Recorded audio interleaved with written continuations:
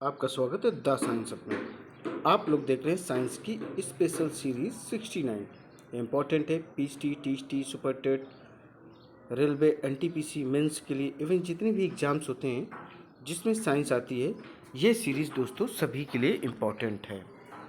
और दोस्तों इस सीरीज़ को स्टार्ट करने से पहले हम लास्ट की जो सीरीज़ थी 68 उसके लास्ट क्वेश्चन से रिवाइज कर स्टार्ट करेंगे। देखिए 250 नंबर क्वेश्चन, प्राकृतिक न्यूक्लिक अम्ल में ऐसे कार्बनिक क्षारकों के युग्म जो हाइड्रोजन आबंध से जुड़े हैं वो कौन से हैं? ग्वानिन तथा साइटोसिन है, या ग्वानिन तथा थाइमीन है, या एडनिन तथा थाइमीन है, या यूरेसिल तथा थाइमीन है। तो इसका दोस्तों जो करेक्ट आंसर हो जाएगा वह हो जाएगा सी नंबर, एडनिन तथा थाइमीन। क्या हो जाएगा? एडनिन तथा थाइमीन। इसका करेक्ट आंसर सी हो जाएगा। आइए दोस्तों अब स्टार्ट करेंगे हम लोग क्वेश्चन नंबर 251 से, अर्थात अपनी जो सीरीज है 69 नंबर उसका क्वेश्चन है फर्स्ट नंबर अर्थात 251। इसमें जो क्वेश्चन दिया गया है वह यह है कि केवल कार्बन से बना पदार्थ होता है, जो कार्बन से बना हुआ पदार्थ होता है वह क्या होता है? तो वह होता है ग्रेफाइट। ग्रेफाइट एक ऐसा पदार्थ है जो सिर्फ और सिर्फ कार्बन से बना होता है। किससे बना होता है? ये कार्बन से दोस्तों बना हुआ होता है। अब देखें क्वेश्चन नंबर 252। आभूषणों को बनाते समय सोने में मिलाई जाने वाली धातु कौन सी? सोने मतलब गोल्ड की बात हो रही है। जो प्योर गोल्ड होता है वह होता है 24 कैरेट्स का। बट हम 24 कैरेट्स के आभूषण नहीं बनाते हैं। क्यों नहीं बनाते? क्योंकि उनमें लचीलापन इतना अधिक होता है कि वो अपने एक प्रॉपर शेप में नहीं रह सकते हैं। इसलिए 22 कैरेट्स गोल्ड होता है। 2 कैरेट्स जो अदर होती हैं, 2% जो होती वो इम्प्योरिटीज़ होती हैं। और उस इम्प्योरिटीज़ के तौर पे इसमें दोस्तों मिलाया जाता है तांबा। तांबा इसलिए मिलाया जाता है ताकि वह गोल्ड को स्ट्रॉन्ग कर सके और उससे आराम से आभूषण बनाए जा सकें। तो इसका करेक्ट आंसर हो जाएगा तांबा अर्थात डी नंबर। अब देखें क्वेश्चन नंबर 253। निम्नलिखित तत्व से सर्वाधिक यौगिक बनते हैं। तो किससे सबसे अधिक दोस्तों यौगिक बनते हैं? तो हम सभी लोग एक एक बार इस ऑप्शन को पढ़ेंगे कि ये चारों ऑप्शन दिए क्या गए हैं। देखिए फर्स्ट नंबर क्या है? हाइड्रोजन, दूसरा कार्बन, तीसरा ऑक्सीजन, तीसरा नाइट्रोजन। तो हमको बताना है सबसे अधिक बंध कौन बनाता है, यौगिक बनाता है, वह बनाता है कार्बन। तो करेक्ट आंसर हो जाएगा 253 का B number, carbon. Question number देखेंगे 254। गोबर गैस में मुख्य रूप से क्या होता है? जो गोबर गैस होती है दोस्तों जिसका उपयोग विभिन्न प्रकार के रूप में, स्पेशली खाना बनाने के रूप में ही इसका प्रयोग किया जाता है, या लाइट जलाने के रूप में इसका प्रयोग किया जाता है। तो इसमें कौन सी गैस स्पेशली होती है? वह होती मीथेन। क्या होती है? मीथेन गैस इसमें होती है। 254 का जो करेक्ट आंसर है वह हो जाएगा बी नंबर। क्वेश्चन नंबर देखेंगे 255। साबुन बनाने के लिए कास्टिक सोडा को निम्नलिखित के साथ मिलाया जाता है। क्रोसिन तेल के साथ, अलसी का तेल, या पेट्रोलियम के साथ, या बादाम के तेल के साथ। तो जो साबुन बनाया जाता है उसमें क्या मिलाया जाता है? तो इसमें मेरे प्यारे दोस्तों मिलाया जाता है बी नंबर, अलसी अर्थात जिसको लिनसीड भी कहते हैं। इसका तेल साबुन में मिलाया जाता है, उसके बाद साबुन बनकर रेडी होता है। और देखिए साबुन बनाने के लिए कास्टिक सोडा, तो कास्टिक सोडा का जो फार्मूला होता है वह होता है NaOH। क्या होता है? NaOH इसका फार्मूला होता है कास्टिक सोडा का। आइए दोस्तों अब देखते हैं क्वेश्चन नंबर 256। भारी जल में क्या होता है? तो भारी जल में क्या होता है दोस्तों? तो फर्स्ट नंबर ऑप्शन को आप देखें, फर्स्ट ऑफ ऑल क्या दिया गया है। तो इसमें जो दोस्तों दिया गया है वायु अधिक मात्रा में घुली होती है। बी नंबर में देखिए खनिज तथा लवण अधिक मात्रा में घुले होते हैं। सी नंबर देखिए हाइड्रोजन की जगह ड्यूटेरियम होता है। डी नंबर देखिए कार्बनिक अपद्रव या इम्प्योरिटीज होती है। तो इसका जो करेक्ट आंसर हो जाएगा सी नंबर, हाइड्रोजन की जगह ड्यूटेरियम होता है। और भारी जल का जो फार्मूला होता है वह होता है D2O। क्या होता है? D2O इसका फार्मूला होता है। और भारी जल परमाणु रिएक्टर में मंदक के रूप में उपयोग होता है। इसका जो अणुभार होता है वह 20 होता है। कितना होता है? अणुभार इसका 20 होता है। 256 का जो करेक्ट आंसर है वह सी नंबर है। हाइड्रोजन की जगह ड्यूटेरियम का उपयोग होता है। क्वेश्चन देखेंगे 256। पीवीसी प्लास्टिक विनाइल क्लोराइड से बनती इस प्रक्रिया को क्या कहते हैं, या इस प्रक्रिया का, इस प्रोसेस का नाम क्या है? 4 ऑप्शन है। भंजन है, बहुलकीकरण है, अपचयन है, आसवन है। तो इसमें आपको करेक्ट आंसर बताना है। चलिए मैं ही बता देता हूँ। करेक्ट आंसर हो जाएगा बहुलकीकरण। बहुलकीकरण के द्वारा पीवीसी प्लास्टिक विनाइल क्लोराइड से बनती है। किससे बनती है? विनाइल क्लोराइड से यह पीवीसी प्लास्टिक का निर्माण होता है। तो करेक्ट आंसर हो जाएगा बी नंबर। देखिए क्वेश्चन नंबर 258। पॉलीथीन का औद्योगिक उत्पादन निम्नलिखित के बहुलकीकरण के द्वारा होता है। अर्थात किसके द्वारा होता है? ए नंबर देखिए मीथेन, दूसरा एथेन, सी एथिलीन, और जो डी नंबर है वो स्टाइरीन है। तो यह होता है मेरे प्यारे दोस्तों किसकी वजह से? एथिलीन की वजह से होता है। करेक्ट आंसर इसका सी हो जाएगा। अब देखें क्वेश्चन नंबर 259। 259। प्राकृतिक रबर निम्नलिखित का बहुलक है। जो नेचुरल रबर होती है वह किसका पॉलीमर है, अर्थात बहुलक है? देखिए ए नंबर का एथिलीन का, विनाइल का, एस्टिलीन का, या आइसोप्रीन का।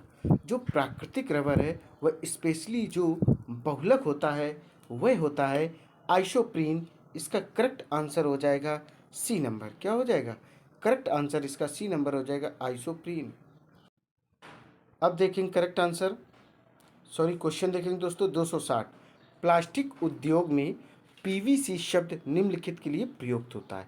किसके लिए उपयोग किया जाता है? आप ऑप्शन देख पा रहे होंगे ए बी सी डी के रूप में। ए नंबर देखिए पॉलीविनाइल कार्बोनेट के रूप में, बी नंबर पॉलीविनाइल क्लोराइड के रूप में, सी नंबर फास्फोविनाइल क्लोराइड के रूप में, या डी फास्फोवेनेडियम क्लोराइड के रूप में। तो इसका जो करेक्ट आंसर हो जाएगा बी नंबर हो जाएगा पॉलीविनाइल क्लोराइड। क्या होता है? पॉलीविनाइल क्लोराइड के रूप में प्लास्टिक उद्योग में पीवीसी का के रूप में इस शब्द का प्रयोग करते हैं। तो इसका करेक्ट आंसर हो जाएगा बी नंबर 260 का। क्वेश्चन देखेंगे 261। मानव शरीर में सर्वाधिक मात्रा में क्या पाया जाता है? तो मानव शरीर में क्या पाया जाता है दोस्तों? जल पाया जाता है, लगभग 70%।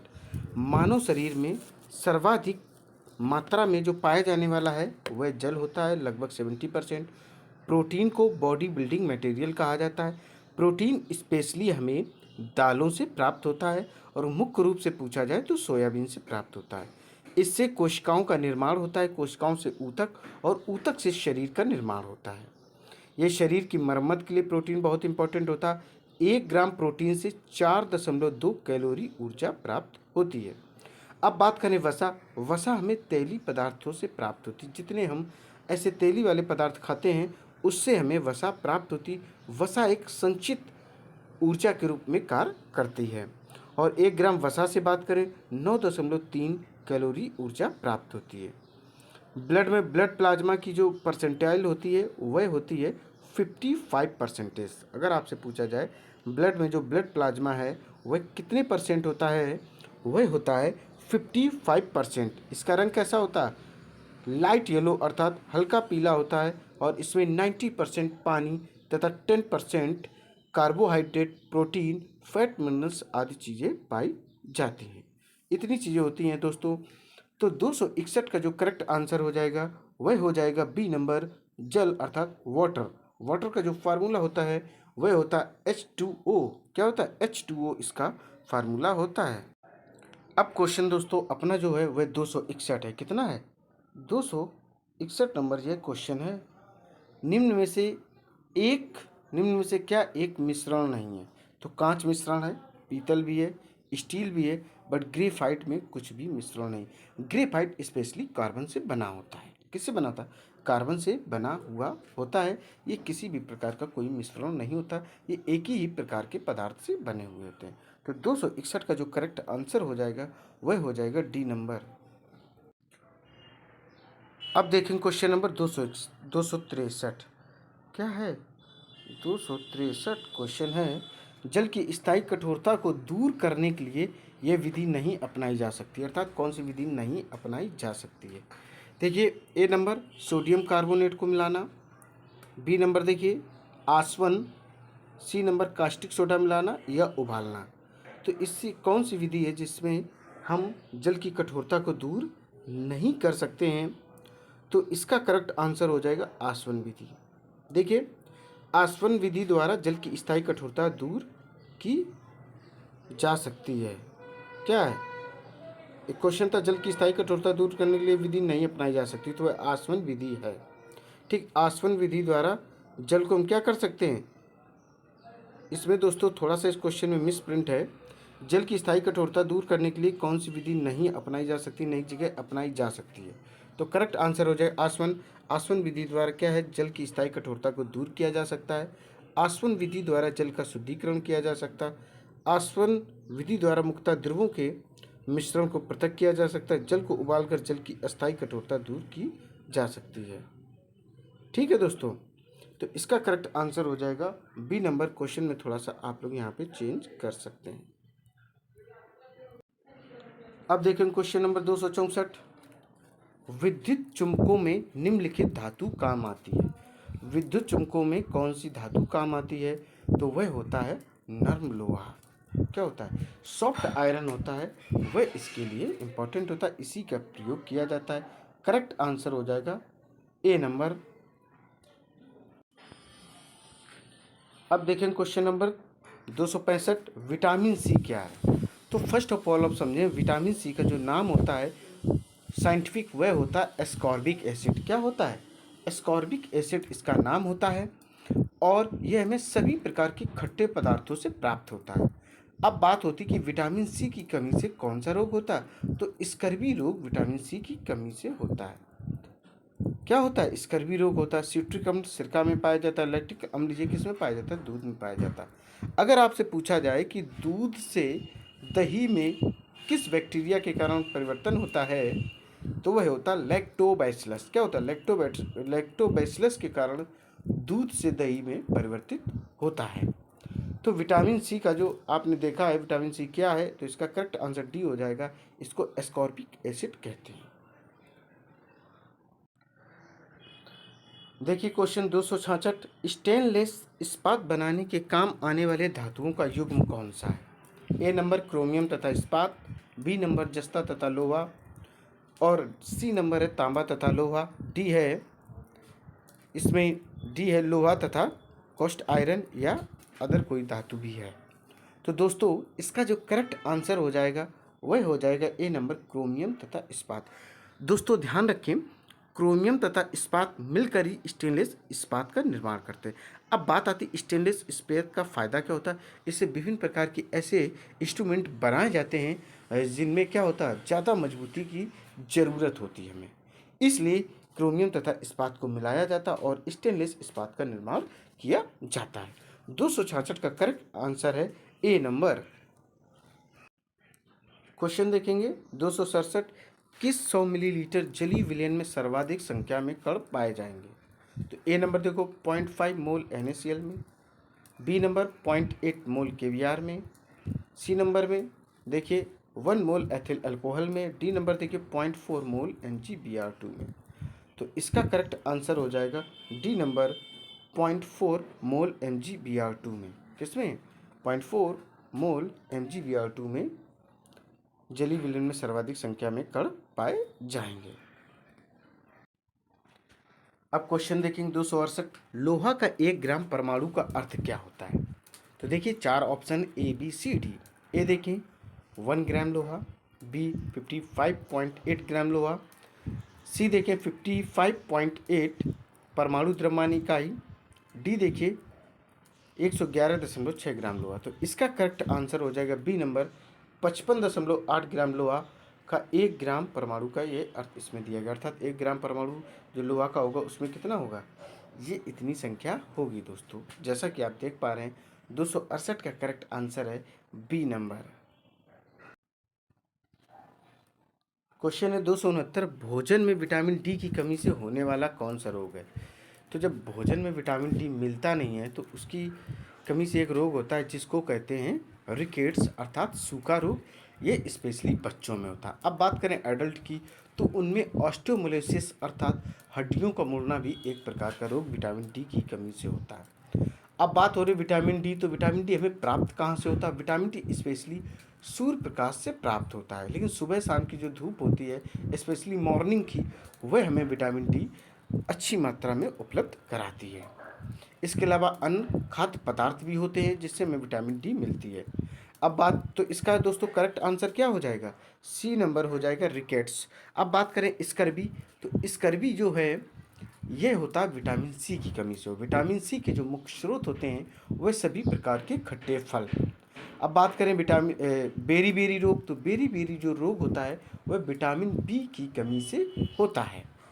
और बात करें इसकी रतौंधी रोग, तो रतौंधी रोग जो होता है वह विटामिन ए की कमी से होता है। किसकी कमी से होता है? विटामिन ए की कमी से होता है। इसको रतौंधी को नाइट ब्लाइंडनेस भी कहते हैं, अर्थात इवनिंग में दिखाई कम पड़ने लगता है। तो आप समझ सकते हैं कि आपकी बॉडी के अंदर विटामिन ए की कमी है। विटामिन ए के स्पेशली मुख्य स्रोत देखना चाहें तो आप गाजर देख सकते हैं और सभी पीले प्रकार के फल। विटामिन ए का जो नाम होता है साइंटिफिक उसको रेटिनॉल कहते हैं, और विटामिन बी का जो साइंटिफिक नेम होता है उसको थायमीन कहते हैं, और जो विटामिन सी का जो नाम होता है साइंटिफिक उसको एस्कॉर्बिक एसिड कहते हैं। विटामिन डी का जो होता है वो उसे कैल्सीफेरॉल कहते हैं। तो दोस्तों 269 का जो करेक्ट आंसर है सी नंबर है रिकेट्स। देखिए क्वेश्चन नंबर 270, किसी तत्व के समस्थानिकों में भिन्नता का कारण है कि उनमें निम्नलिखित की संख्या का भिन्न होना। अर्थात 4 ऑप्शन है, कौन कौन सी संख्याएं भिन्न होगी ये दोस्तों आपको बताना है। क्या बताना है? यही चीज़ आपको बतानी है। तो देखिए जैसे ए नंबर में प्रोटॉन है, बी में न्यूट्रॉन है, सी में इलेक्ट्रॉन है, डी में फोटॉन है। तो किसकी संख्या भिन्न होगी? तो होगी न्यूट्रॉन की। किसी तत्व के समस्थानिकों में भिन्नता का कारण उसमें न्यूट्रॉन की संख्या भिन्न भिन्न होती है। ऐसे तत्व जिनका परमाणु संख्या समान किंतु द्रव्यमान संख्या भिन्न भिन्न हो समस्थानिक कहलाते। क्या कहलाते हैं? ऐसे तत्व जिनकी परमाणु संख्या समान किंतु द्रव्यमान संख्या में अंतर हो वो समस्थानिक कहलाते। या ऐसे तत्व जिनमें प्रोटॉनों की संख्या समान हो लेकिन न्यूट्रॉनों की जो संख्या वह भिन्न भिन्न हो वो समस्थानिक कहलाते। दोस्तों ये दोनों परिभाषाएं किसकी थी? समस्थानिक की थी। 270 का जो करेक्ट आंसर है वह है B number neutron. Question number देखेंगे 271, तापमान को 0 सेल्सियस से कम करने के लिए बर्फ में मिलाया जाने वाला पदार्थ। तापमान को कम करने के लिए बर्फ में क्या मिलाया जाता है? आप बताएंगे सोडियम क्लोराइड है, सोडियम कार्बोनेट है, या मैग्नीशियम सल्फेट है, या चूना है। तो इसका करेक्ट आंसर हो जाएगा सोडियम क्लोराइड। तापमान को 0 सेल्सियस से कम करने के लिए बर्फ में सोडियम क्लोराइड मिलाया जाता है। NaCl को मिलाने से तापमान 21 सेल्सियस तक हो जाता है जिसके कारण कुल्फ़ी जमती है। कुल्फ़ी हम सभी लोगों ने खाई होगी और उसमें क्या मिलाया जाता है? नमक मिलाया जाता है। क्यों मिलाया जाता है? ताकि उसके टेम्परेचर को कम किया जा सके। तो 271 का करेक्ट आंसर है ए नंबर सोडियम क्लोराइड। अब देखें क्वेश्चन नंबर 272, संक्रामक रोगों को रोकने के लिए दी जाने वाली औषधि का क्या नाम है? सल्फाथियाजोल है, या इंसुलिन है, एस्पिरिन है, या रिसेप्सिन है? क्या है? तो इसमें आपको दोस्तों बताना है, करेक्ट आंसर हो जाएगा ए नंबर सल्फाथियाजोल जो है इसका करेक्ट आंसर हो जाएगा। और इंसुलिन की कमी से कौन सा रोग होता है? डायबिटीज़ होता है जिसको हिंदी में मधुमेह रोग भी कहते हैं। 272 का करेक्ट आंसर ए नंबर है। अब देखें क्वेश्चन नंबर 273, मधुमेह से ग्रस्त रोगियों के मूत्र के नमूने में क्या होता है? Sucrose, glucose, lactose, maltose. मधुमेह अर्थात इंसुलिन की कमी से होता है, इसको डायबिटीज़ भी कहते हैं। तो उनके जो मूत्र में पाया जाता है वह ग्लूकोज पाया जाता है। इसीलिए इस पेशेंट अर्थात जिसको डायबिटीज़ है, अगर वह मूत्र करता अर्थात टॉयलेट जाता है तो क्या होता है? जहाँ पर वह टॉयलेट करता है वहाँ पर चींटी या चींटे लगने लगते हैं। तो इससे बात क्लियर हो जाती है कि इस व्यक्ति को डायबिटीज़ है। क्या है? डायबिटीज़ है। इसके अलावा अन्य टेस्ट भी होते हैं जिससे क्लियरिफाई कर दिया जाता है कि ये जो व्यक्ति है यह डायबिटीज़ से ग्रसित है या डायबिटीज़ से सफ़र कर रहा है। तो 273 का करेक्ट आंसर है बी नंबर ग्लूकोज। देखिए क्वेश्चन 274, ऊष्मा तथा दाब से हमेशा के लिए विरूपित किया जा सकने वाला पदार्थ क्या है? क्या है दोस्तों? आप बताएंगे ताप सुन्मय है जिसको थर्मोप्लास्टिक कहते हैं, ताप स्थायी है जिसको थर्मोस्टेट कहते हैं, या रासायनिक यौगिक या बहुलक है। तो इसका आप लोग अगर करेक्ट आंसर देखना चाहोगे तो हो जाएगा ए नंबर, ताप सुन्मय जिसको थर्मोप्लास्टिक कहते हैं। ऊष्मा तथा दाब से हमेशा के लिए विरूपित किया जा सकने वाला पदार्थ है ताप सुन्मय जिसको इंग्लिश में थर्मोप्लास्टिक कहते हैं। वैसे प्लास्टिक जिसे कई बार गर्म एवं ठंडा करके मनोवांछित अर्थात मन के अनुसार आकार में ढाला जा सके उसे ऊष्मी प्लास्टिक या थर्मोप्लास्टिक कहते हैं। जैसे पॉलीथीन, टेफ्लॉन, पीवीसी इत्यादि आप प्लास्टिक के इंस्ट्रूमेंट देख सकते हैं। तो इसका जो करेक्ट आंसर है ए नंबर है। अब देखें क्वेश्चन नंबर 275। देखिए 275 क्या है? तिर्यकबद्ध बहुलक जिसको क्रॉस लिंक्ड पॉलीमर कहते हैं का उदाहरण इसमें में से कौन है? ए बी सी 4 ऑप्शन है, आप बताएंगे पॉलीथीन है, नायलॉन है, बेकेलाइट है, पीवीसी है। तो इसका करेक्ट आंसर हो जाएगा सी नंबर, बेकेलाइट जो है वह क्रॉस लिंक्ड पॉलीमर का एक बेहतरीन एग्जाम्पल है। अब बेकेलाइट के बारे में थोड़ा समझ लो। इसका निर्माण फिनॉल एवं फॉर्मल्डिहाइड के मिलाने से होता है। किससे होता है? फिनॉल एवं फॉर्मल्डिहाइड के मिलाने से बेकेलाइट का निर्माण होता है और उपयोग रेडियो एवं टेलीविज़न के कैबिनेट बनाने में, टेलीफोन के रिसीवर बनाने में होता है। किसका? रेडियो एवं टेलीविज़न के कैबिनेट बनाने में और टेलीफोन का जो रिसीवर होता है उसका बनाने में बेकेलाइट का प्रयोग किया जाता है। ये ऊष्मा का दृढ़ प्लास्टिक होता है। क्या होता है? दृढ़ प्लास्टिक होता है, थर्मोसेटिंग प्लास्टिक कहलाता है। अब आप समझो ऊष्मा वृद्ध प्लास्टिक जिसको थर्मोसेटिंग प्लास्टिक कहते हैं, वैसे प्लास्टिक जिसका निर्माण गर्म एवं ठंडा करके एक ही बार होता है। क्या होता है? एक ही बार होता है, एक बार जमा दिया, फिर इसमें किसी भी प्रकार के रूपों में हम नहीं डाल सकते, ना ही कोई परिवर्तन कर सकते हैं। वह थर्मोसेटिंग प्लास्टिक अर्थात ऊष्मा दृढ़ या वृद्ध प्लास्टिक कहलाता है। इसका एग्जाम्पल अगर आप देखना चाहो तो बेकेलाइट, ग्लिप्टन, रबर आदि चीज़ें इसके एग्जाम्पल होते हैं। दोस्तों ये सीरीज़ यहीं पर कंप्लीट होती है। उम्मीद है ये सीरीज आपको पसंद आई होगी। इसी तरीके की ज़बरदस्त सीरीज आपको लगातार मिलती रहेंगी। फटाफट इसे आप शेयर कर दें, लाइक करें और मेरे चैनल को सब्सक्राइब करें। दोस्तों जय हिंद, जय भारत।